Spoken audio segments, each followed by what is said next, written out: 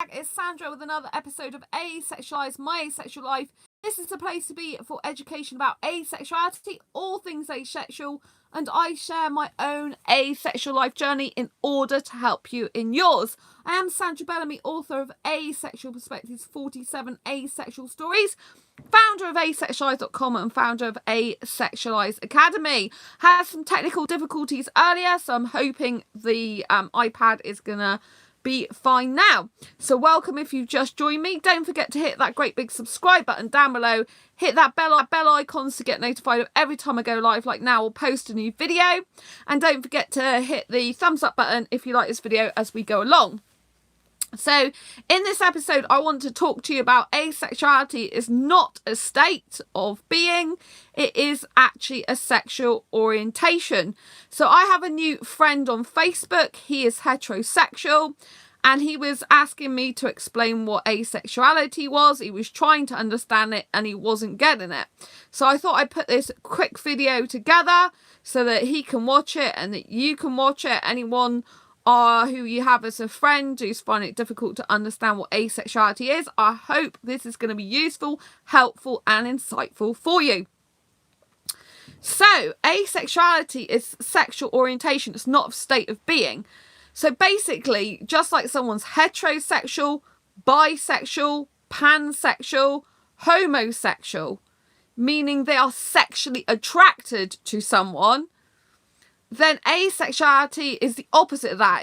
It's who you're not sexually attracted to, which is no one, zilch, diddly squat. So basically you don't get the need, urge or want for partnered sexual intercourse. You never look at a person and go, oh, I want sex with that or I want sex with you. You never think that way. You don't feel that way. So that's the huge difference. So if you're heterosexual watching this right now, the only analogy I think I can give you is a dog. If you take a dog, right, you tend to get kind of two main types of dogs in terms of affection. You get this is a very generalization, so help you understand. So you get the dog who comes in, who's bouncy, who licks your face, who just wants lots of cuddles, probably wants to be picked up and held in your arms and just made a fuss of, yeah? And then you get the other type of dog who comes in the room, quite dominant, looks at you, just starts humping your leg. You know the ones, they start humping your leg and it doesn't matter what you do and tell them to get off. They keep sniffing around your leg near your private parts and they keep coming back to try and want to hump that leg or hump your tummy or hump you, your shoulder, your side, whatever. Usually it's your leg, And so the first type of dog, who's the sort of playful one who comes up, who wants the cuddles, who wants it, just to give you affection and lots of love, who wants love back just to be cuddled. That type of dog, if they were permanently like that all their life, they would be asexual. But the other type of dog who's trying to hump you all the time, they would be sexual because they have that sexual urgency, that sexual drive, that sexual need. So heterosexuals need sex. It's like an innate thing that's born into them. It's like a sexual energy and it feeds throughout their daily life. Yes, that some heterosexuals might not have sex for a couple of months, but they're not asexual because asexuality is not a state of being, it's a sexual orientation. Just like I can't turn around. So say I'm an asexual, right, that does experience arousal, but I don't experience sexual attraction. So, I can't turn around and say, oh, because I've experienced a bit of arousal, I'm now a heterosexual. Because even if I experience arousal, I never look at a guy and think I want sex with him. Even if I really love a guy, really kissing him passionately, really maybe we're touching each other a bit, maybe I'm getting highly aroused. I still never think in my head, I want sex with this guy because I don't get that need, urge or want for partner sexual intercourse because I don't have that sexual feeling. I don't have that energy. I don't have that pull, that drive to say, hey, come here and give it to me, I'm not like that. That's the huge difference between a sexual person and an asexual person. An asexual person doesn't have that innate need and desire. We don't think, oh, we've got to have sex now, let's jump on that person, or I must have sex, or, you know, we don't look at a person or picture or people and think, oh, I want sex with them. Do you see what I mean? I mean, asexuality is very, very broad. It's a huge spectrum. So I'm making very generalizations here based on the foundation of asexuality at its core, you know, and that's the difference. So it's not a way of life either. Some people are like, oh, well, I'm going to not have sex for like a year. That would be abstinence, you know, you would be abstaining from sex. You'd be stopping yourself from doing it, despite the fact you know that you still feel sexual attraction. You still feel that desire to have sex. You know, it might catch you in a moment like, oh, I really, really wouldn't mind having sex with that person. And then it might go away because you're trying to abstain. You're forcing it. Do you see what I mean? You're choosing that. Asexuality is not a choice. It's not a lifestyle. It's not a way of being that we've decided, oh, let's pluck it out of thin air and be like this. It's not like that. It's who we are fundamentally in our core being, you know? And we have the ability to experience this really pure form of love that has no physical component like that. You know, we can just love someone in the moment. It's if you're heterosexual and you're watching this and you're trying to fathom what that feeling's like, just think for a moment back to a time, if it's at all possible. I mean, you always have sexual attraction there. You know, it's innately born into you because you're heterosexual. But if you're heterosexual watching this, or even indeed any you know, if you're sexual at all, you know, any of the other, sexual orientations that feel sexual attraction, you know, you might, you know, maybe you do something that's like completely like, I don't know, like say you go to a pop concert and, well, actually that probably have sex stuff there because you'd fancy the person and probably want sex with the pop star or whatever. So I'm trying to think of so say you went hiking on your own, right? And you're looking out at the scenery as you're hiking. You think that's beautiful. You're getting this really euphoric feeling in your body, like it's an adrenaline rush, like you're getting a buzz out of it and you're enjoying all the scenery and it's making you feel good. But in that specific moment, you are not thinking about sex. You're not having a sexual urge. You're not having any sexual attraction for anyone. You're not thinking about sex. You know, you would still be heterosexual or bisexual or pansexual or homosexual. You wouldn't change your sexual orientation. But in that moment, that little tiny moment of your life, that is a little glimpse of what it's like to be asexual. But we are like that permanently. It's our sexual orientation, just like you are permanently.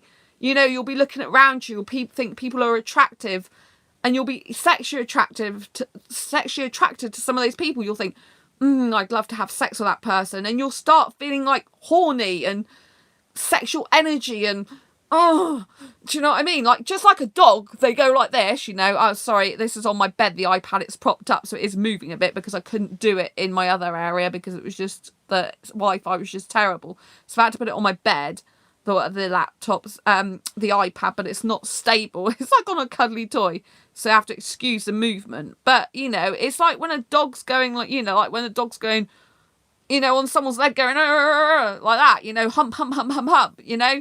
It's innately born into you. And asexuals don't have that at all permanently. We just don't feel that way. We don't think that way. We don't associate sex with love. Like, sex is just one physical expression of love that some people might like to do if they're sexually inclined, or if they're, you know, testing it out, or if they're sexual, you know. I mean, some asexuals, they do have sex, but those asexuals that have sex, they usually haven't got an innate need to have it. It's just like, well, we'll do it to please a partner. Yeah, maybe it's a nice activity to do, like a board game. Yeah, we can have a go at that tonight.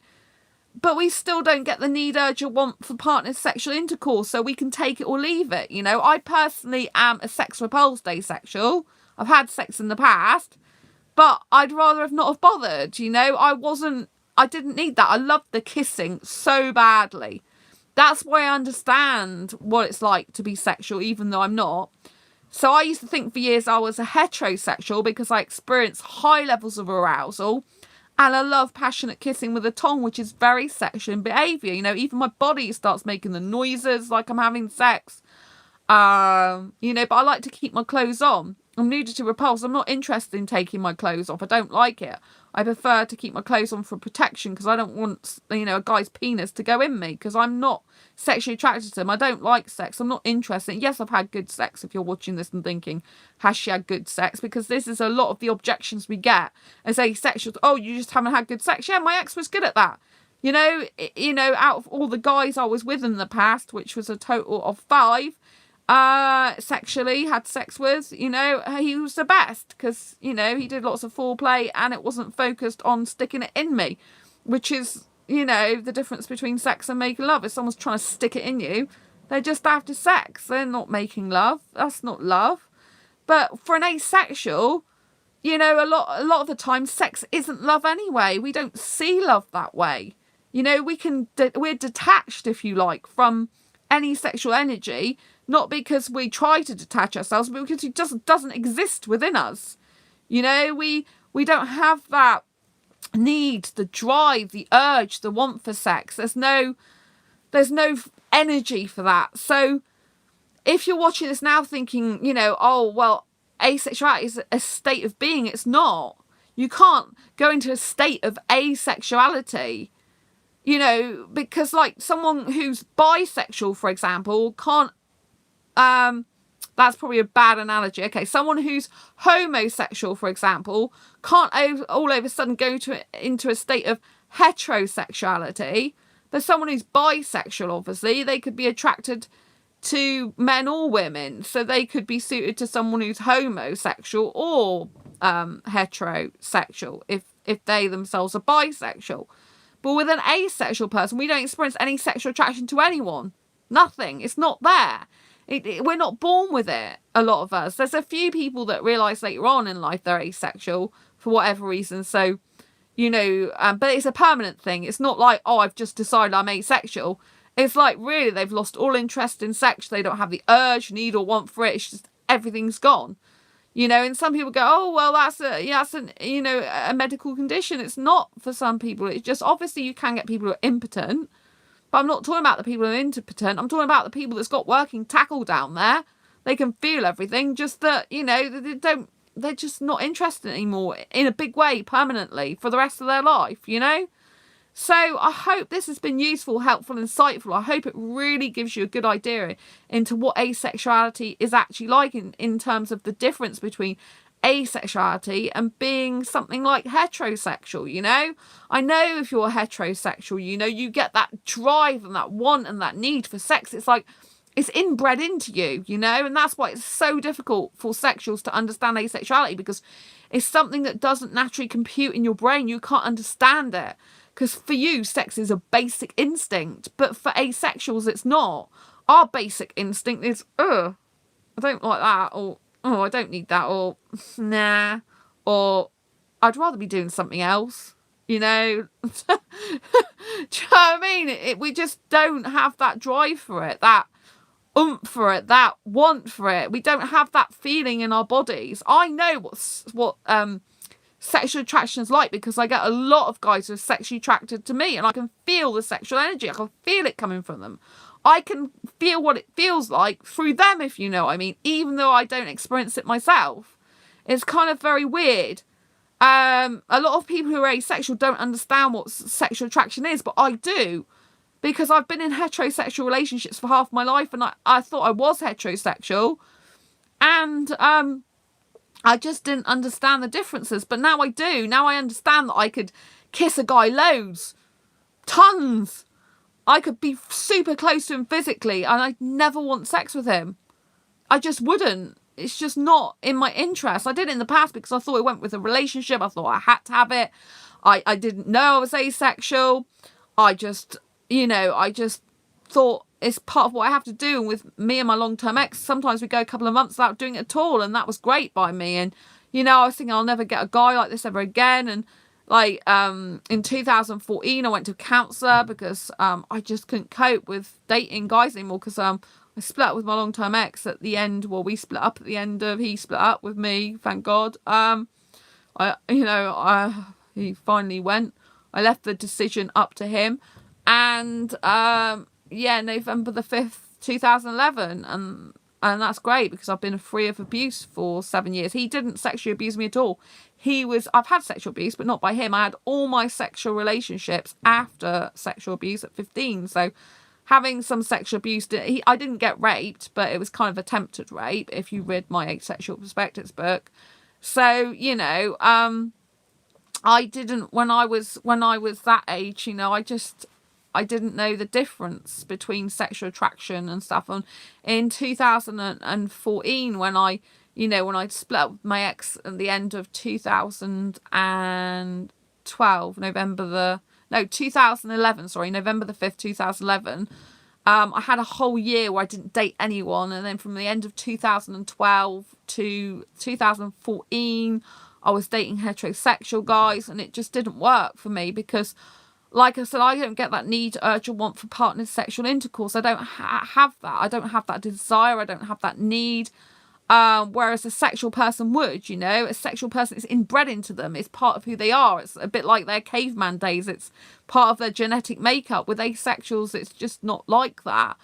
And so, in 2014, I just wanted a counsellor because I just couldn't stand the sexual energy from being around sexuals anymore when I was dating them, because I get the highly sexually attracted guys attracted to me, the ones that really want sex a lot, the ones I can, they're like, as I was explaining earlier about that dog that really wants to hump your leg, that's what those guys were like. It's like, oh, I want it, come on, and even though they might not have been saying that all the time, because of course some of the time they weren't, you've always got that feeling in the back of your mind that that's what they want to do to you. And the sexual energy and just the tension was horrible for me. I just couldn't stand it. It was making me nearly wet myself because I don't have that feeling like they do. And so I went to the counsellor to get help, because I was like, I wanted a loving, caring relationship with kissing, but without sex. And I just felt there's no one like me in the world, the world, planet, universe. There's just no one. I felt like there's just no one like me in the world. And I already knew I was a bit different from a kid at school, and I was cool with that. But, it doesn't make it any easier when you've got no one to relate to you. And then when the counsellor eventually said she's, that looked at me seriously, in the eyes and said, I'm seriously worried about you, because if you want to keep a good guy, you'll have to have sex in order to keep him. And I was just horrified. And that's when I Googled, I love kissing but not sex, and I just found about asexuality and spent about 3 weeks researching it before deciding it's definitely me and what type of asexual I was, which is a heteromantic. So for me, like I said, if you're a heterosexual or any type of sexual watching this and you'll find it difficult to understand asexuality, it's like kind of like I just do you know what I mean? When you're sexual, you get that need, urge, or want, whereas I don't get it. And, it becomes quite distressing for an asexual person if they don't like sex, because some of them don't mind it. But if they don't like sex, it becomes quite distressing for that person. They can feel like they're having their body invaded. They can feel like they're, really upset when they have sex because it's not being true to who they are. It's not part of their core belief system or part of their soul, and it can be very, very hurtful and damaging. And I think this is what society either doesn't know about asexuality, or society doesn't really see the damage it can do. And that's why it's so important that I educate people about asexuality who are not asexual, not just people who are finding out about asexuality. Because I really, really want to change the world. Yes, I know it's a big mission, but I'm really on a mission to change the world so that no asexual has to live in fear of ridicule ever again. I want all asexuals to feel free around sexuals. I need to bridge the gap between sexuals and asexuals in terms of understanding. I do believe I'm this person who can do that because I've been in heterosexual relationships half my life. I know what that sexual energy feels like. And to be honest, after a while, for an asexual, it can get very, very scary. You know, just imagine being around something that you don't feel desire for, that you don't want and you don't need. And like I said, I attract the really highly sexual guys, you know, the ones that it's kind of inbred, it's in their body. You can feel like, I want it. And like I said, not every guy's constantly saying those type of things to me, but I can feel it. I can feel the energy around them, you know. And to an asexual, it's really important that sexuals understand that, you know, even if some asexuals say yes to having sex with sexuals, it might not be what they really want. They might be doing it just to please you. And, you know, while that might feel good to you and validating because it makes you feel great that they're sexually attracted to you, they don't love in the same way you do. So just because they don't have sex with you doesn't mean to say they don't love you. They probably love you more if you didn't have sex with them because they know that you respect them and their body and their mind more. And when they're doing something that really goes against their being, and, you know, and some asexuals do. Some asexuals are fine of having sex, but the majority of asexuals that have sex, even they find a lot of the time that a sexual partner just wants it too much. It's just too much of them. You know, they're doing it out, you know, a lot of the time they're doing it out of a kind of a chore, or because they feel they have to, which is the position I was in. I mean, I did consent to my last long-term ex. He was the one that was good at sex, and it was all consensual, and it was the best I'd ever had in terms of experience with him, because he was very, very catering towards my needs, like all the kissing, the touching that I did like, and you know, he wasn't so focused on sticking it in me, and he would stop any time, even if he was mid-flow, even if he, you know, like, I did this video specifically to help educate sexuals about asexuality, as well as informing asexuals. But, you know, this does have some sexually explicit material in it, like I'm talking about, to help you, you know. So, you know, like the guy wasn't, you know, even if the guy, my ex, was having sex with me and he was at the point where he was going to ejaculate, which is, you know, shoot sperm, whatever you want to call it, he would stop if it was hurting me, if it felt uncomfortable. I would just say stop. He'd be like, "Are you sure?" I'd be like, "Yeah, stop." And he was so good like that, you know. He would put my own needs first. Like this guy that I'm talking about, he was very abusive in every other way, psychologically, emotionally, physically threatening, very, very bad. For some reason, which I'm very glad about in lots of ways, with the sexual stuff, he was a completely different person. He was very nice, very kind, very considerate, very loving. And I could see in him the person that I actually fell in L with. I don't want to talk about that word associated with him because he's not a good guy, you know. But I could see why I fell in L with him, you know, the letter L, that is, because of that time I spent with him in the sexual context, because he was completely different. He was a really nice person like that, and he was really good at catering to my needs. And he was, you know, like he'd smile and stuff, and you know, he kind of make me as happy and comfortable as possibly could. It used to hurt, you know, but he used to kind of like help me out so it didn't hurt as much, you know. And it was like, you know, he was good like that. Every other way, no, not a good guy, really not a good guy. And I'm glad that I've got away from him and I've been free of abuse for 7 years now, and that's really good. And I'm not going back to domestic abuse ever again in my life. You know, I'd rather stay single forever, and that's the way I'm going to be, you know. I've been on asexual dating sites for 4 years, never met the right asexual guy yet. I'm prepared to wait another 4 years or however long it takes, you know. I'll concentrate on my career and finances and my work, that's fine. Because I don't believe I could be with a sexual person, a heterosexual, even though part of me with the kissing and the feeling of arousal that I get is more suitable really for a sexual recipient, because some asexuals just get freaked, you know, it's too much for them, it's a bit freaky for them, it's like oh my god, that's too sexual behaviour for them. So in that way, I'd be more suited to a heterosexual person. But in reality, I wouldn't for me, because they want sex and I don't. And I can't do that. And it's just too pressurising. It's too much sexual energy. I don't believe they'd be faithful to me, because the majority wouldn't. I know that because that's a need in them, an innate need. And so I couldn't be with a sexual person, you know. You know, the only way I could be with a sexual person is if I was absolutely convinced that they had a really low sex drive, really wasn't bothered about sex, which is highly unlikely. Obviously, some sexuals can have a disability or they can be impotent whilst they're not asexual. So that's possible there. I could have a relationship with someone like that who actually physically can't have sex.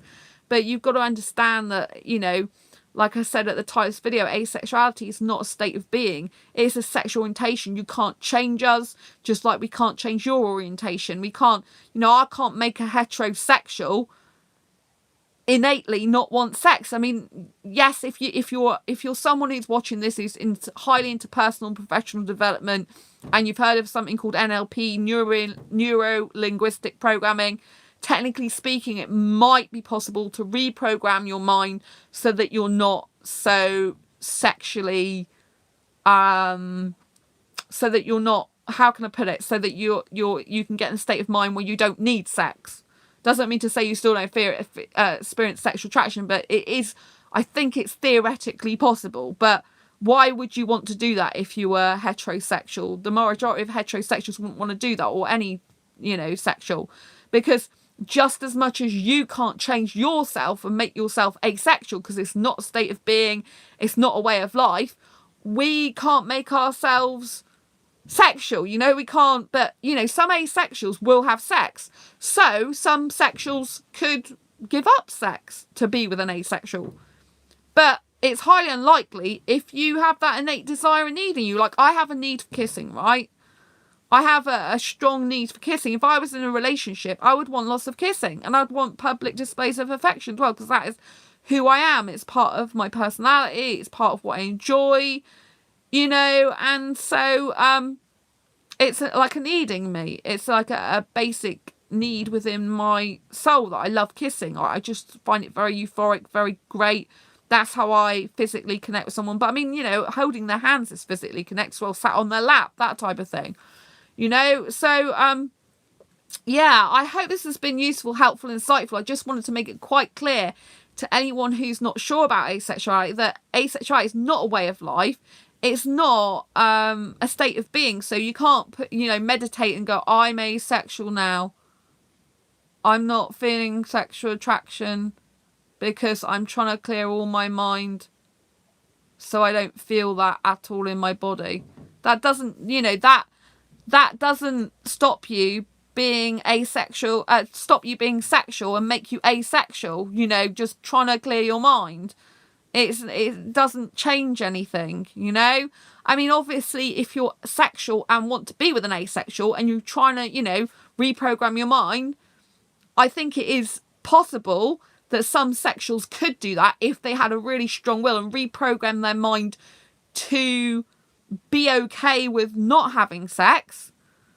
But, you know, I don't think that it's going to be easy to ever, like, stop yourself physically feeling that, because it's a part of who you are. It's a part of your physiology, which is not the same as asexuality.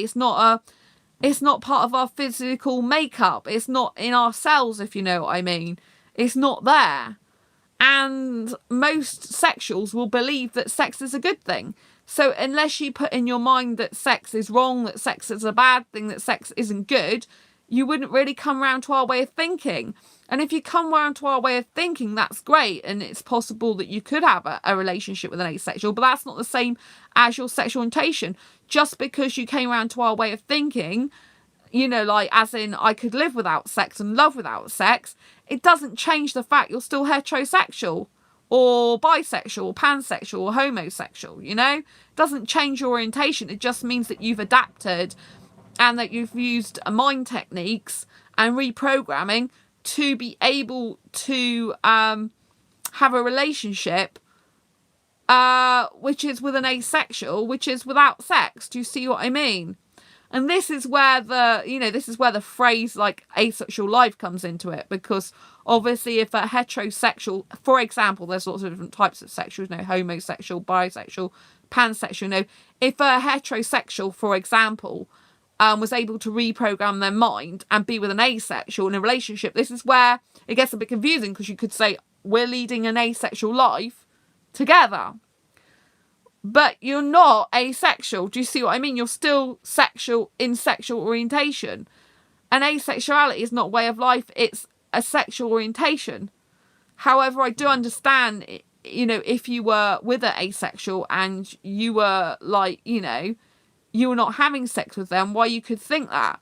But, you know, you could still be fantasizing about sex. You could still be dreaming about it, looking at other people, feeling all that sexual attraction. Do you see what I mean? It's an innate part of who you are. Whereas with asexuals, it's not like that. I mean, I don't look at a guy and ever think I want sex with him. You know, I could look at a guy and think I want to snog your face off. I could look at a guy and think you're so beautiful. I could look at a guy and think I want to kiss your sweet lips and stroke your sweet hair. I could look at a guy and think I want to stroke your shoulders. I could look at a guy and think I'd like to hold your hand. I could look at a guy and think, God, you got beautiful eyes. But I'm not interested in his penis. I'm not interested in, you know, to be honest with me, I'm not interested in him from the waist down. But some asexuals, they don't mind touching because they're sensual, yeah? So they like to touch different parts of the body, but they still don't get that need, urge, or want or drive for sexual intercourse. Do you see what I mean? Because they don't experience sexual attraction because they're asexual. So some asexuals and some sexuals could do sexual acts together. And that's how some sexuals and asexuals can be in relationships if they're willing to compromise, as in maybe the sexual, you know, if it's a monogamous relationship, not a poly, then the sexual could go without intercourse, but they might still want their partner to masturbate them or give them oral sex and stuff like that. But if the asexual's happy with that, great. But if they're not and they feel uncomfortable and it makes them feel sick and they don't want to do that, that's not going to work. Do you see what I mean? Because a lot of asexuals, you know, they don't even want to do sexual acts. They don't want to do the sucking of the penis or whatever, or, you know, if it's heterosexual. I'm referring a lot to heterosexuals here because I'm hetero-romantic, meaning I'm attracted romantically to guys, you know, only guys. So I bring up the word heterosexual, but just replace the word heterosexual with homosexual, pansexual, bisexual. I don't know why, but I like to touch people's arms out loud. It's weird. Yeah, hi, Scary Jerry. Nice to see you. Yeah, yeah. Some people do like to touch people's arms as a form of reassurance, or even friends like to do that. Even some acquaintances like to do that. It's kind of I must be invisible. Hi, Michael. Oh, bless you. Yeah, so, some people, they do like touching, you know, even when you've just met someone, a touch is kind of a reassurance. It's kind of a familiarity. That's how some people build a bond with people who they don't know, because they'll have this touching going on of the shoulder. And, you know, but some asexuals don't even like touching on the shoulder. Some asexuals are touch adverse, which you won't usually find sexuals that are touch adverse, but you can find asexuals that are touch adverse. So I hope this video has been useful, helpful, insightful. I've tried to give as much detail as possible in a short space of time of why asexuality is not a state of being, or, you know, it's not a way of life. It is actually a sexual orientation. And I did this video because I had someone who friended me on Facebook who's heterosexual, was trying to understand asexuality, and he honestly thought it was a way of being. Like, he was, I mean, it was like quite like the opposite of what he thought. He's going, oh, so I think, you know, he said something to me similar along the lines of like, I think it'd be good for every sexual to be asexual for a while. You know, like after they've had sex to like feel asexual after that. And I was like, no, that's not the way asexuality is. It's not a state of being. It's not something you can get into. So say you've had sex and then you've done that sex and then you're feeling calm and you're not feeling the urge because you've just had it. Although quite a lot of guys, they can do it again and again and again, you know. They don't, you know, they still get sexual attraction. They still get the urge. But say you're a guy who's had a good lot of sex and just relaxed their body and, you know, they don't really need any more in that moment, you know. That is not asexuality. You know, you're still heterosexual. I'm asexual. I don't experience sexual attraction. I don't get the need, urge, or want for sex with you. You know, that's the difference. It's not like, oh, I can be asexual for a few minutes or a day or 3 months, you know, and just because I'm abstaining from sex or I'm not bothered about it. I never had or desired sex like ever. Yeah, Michael. Good for you. A lot of asexuals don't. I mean, I've just had quite a lot of sexual experience because I've been in heterosexual relationships for half of my life, but I'd rather not have it. I mean, I just want a guy to kiss, which a lot of asexuals, you know, don't even want much kissing. which is really difficult for me to get a partner. But I mean, I've decided, you know, I just decided that I'm going to literally, I think I'm going to wait another 4 years. I'm not going to, as in if a guy comes along that I think's the right guy, yeah, I will, you know, think about being in a relationship with him. But I'm now decided to the fact that I'm waiting another 4 years for the right guy to come along, and I'm going to focus on my career and my financial situation and improving all my business stuff, because I've been focusing so much on asexuality since 2015, which I will continue to do. I'll continue to do the live streams. I want to bring out a paid full course, you know, that really help asexuals. I'm planning on doing that sort of the latter part of, you know, like the second half of next year, because I've still got to think what is going to help asexuals. You know, I'm getting some feedback from people about that. So I am intending, you know, I've got a free course on asexualizeacademy.com about asexuality, but I want to help asexuals with other things, you know, like with confidence and understanding of things. And, you know, I really feel I can help you guys more and more. So I'm still going to continue to put out these free videos all the time and can still continue to build up that. But I've also got to look at other business opportunities. Like I was doing a lot of other business stuff before I started helping asexuals, and I kind of got to do a bit more of the other stuff as well, if you know what I mean. I've got more books that I want to get out in other areas to help people. Like I've got my fibromyalgia book coming out, how to manage fibromyalgia like a superhero rock star, you see. That's a book I need to get out. It's almost finished, but I want to do some other stuff around that. So I know there's a few people who are asexual who've got fibromyalgia as well. So I know it's going to help some asexuals as well, because they've mentioned it in my group. You know, so it's really important that I help people with fibro as well, because I'm different. I don't, you know, I'm quite unique in the way I live my life, and that I've got tons of energy, which usually fibro people haven't got. And, you know, I live my life so unconventionally, and I can help. My mum's like, well, you're nothing like other people with fibro, Sandra. You know, you're nothing like them, you know? And I'm like, I know I'm not. It's like, well, I do things differently. What do you think, you know? And I can help those people, you see. So there's other things I need to expand into. Same, like, it's definitely something I'd like...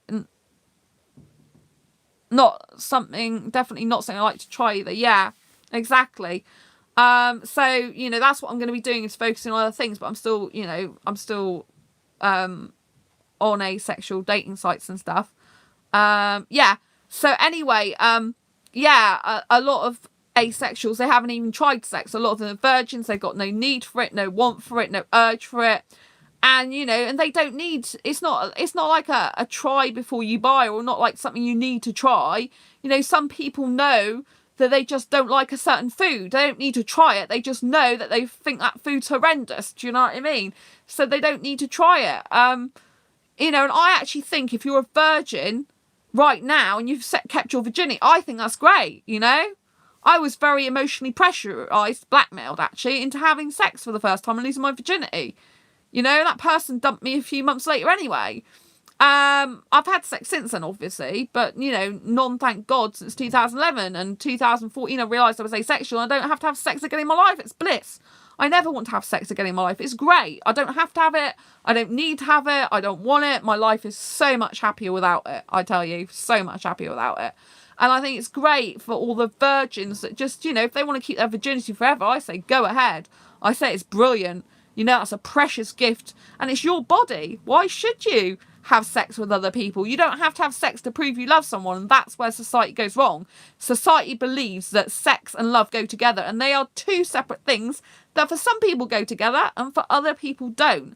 And once we get this out into the world, out into society, we spread the word more and more, which is what I'm doing through making more contacts, especially in the entrepreneur world, where, you know, people can talk more about it with other entrepreneurs. It kind of hits a few more larger areas, because entrepreneurs have a lot of, you know, like contacts across the globe, you know, and they might come across people in their life that they're asexual and they don't realise it. And it's going to really help sexuals going forward, you know, to make better relationships with people, you know, because 1 in every 100 people is asexual. 1% of the population. So if sexuals don't understand asexuals, we're not going to progress very far in this life, in this world. But my mission literally is to change the world where asexuality is concerned. I really want it to be recognised as a sexual orientation throughout the globe. This doesn't mean hiding. This doesn't mean not coming out. This means the opposite. In order to get it out big time, we need to be coming out about our asexuality. We need to stand proud and tall, and we need to say, I don't care what people think. I was born this way. I am this way. And I will be this way forever, and I love it. And only by being super strong and standing on our own 2 feet in our own right as asexuals will people start to even comprehend what asexuality is. And, you know, we need to be bold and be brave and be very, very confident. A lot of it's to do with confidence, right? Confidence is key. You know, no one has the right to tell you what sexual orientation you are. No one has the right to laugh at you, belittle you, poke fun at you. That is their problem, and that's what you need to think. That is their problem. It's not your problem what other people think of you. You know what you are, you know who you are, and that is the most important thing in the world. You know, sexuals are sexuals, asexuals are asexuals. We're both valid, we're both beautiful in our own right. We just have both different needs, both different desires, both different wants, and both different feelings and thinkings. And that is okay. We just need to understand each other. Anyway, I hope this video has been useful, helpful, and insightful. Thanks, Scary Jerry, for tuning in. Thank you, Michael. Thanks for the thumbs up. If anyone else is watching, please give this video a thumbs up if you like it. Please, please do share this with anyone who may benefit, because I think a ton of people will benefit from it. And until next time, embrace your quirky and each other's. If you haven't already subscribed, subscribe now and hit that great big bell icon down below to get notified every time I go live like now or post a new video. Until next time, embrace your quirky and each other's, and I will see you soon. Take care. Bye. Have a good day. Bye.